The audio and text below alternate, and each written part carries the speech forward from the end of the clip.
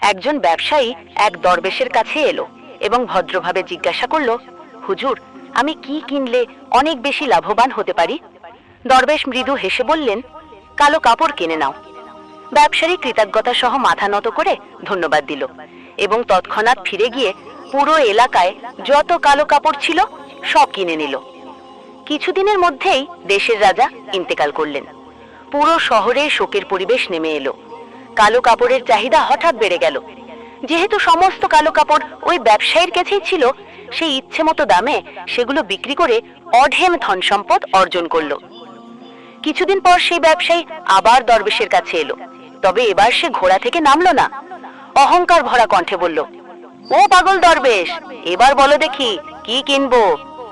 দরবেশ শান্ত স্বরে উত্তর দিলেন, তরমুজ কিনে নাও। ব্যবসায়ী সঙ্গে সঙ্গেই ফিরে গিয়ে তার সমস্ত সম্পদ তরমুজ কেনায় খরচ করলো। কিন্তু অল্প কিছু দিনের মধ্যেই সব তরমুজ পচে গেল, না বিক্রির উপযুক্ত রইল, না সংরক্ষণের যোগ্য। সমস্ত সম্পদ নষ্ট হয়ে সে আবার নিঃস্ব হয়ে গেল। হতাশা আর রাগে ভর করে সে আবার দরবেশের কাছে এলো এবং চিৎকার করে বলল, এটা আপনি আমার সঙ্গে কি করলেন? আমি তো সর্বনাশ হয়ে গেলাম। দরবেশ মৃদু হেসে বললেন, এটা আমি করিনি, এটা করেছে তোমার আচরণ আর তোমার কথা বলার ভঙ্গি।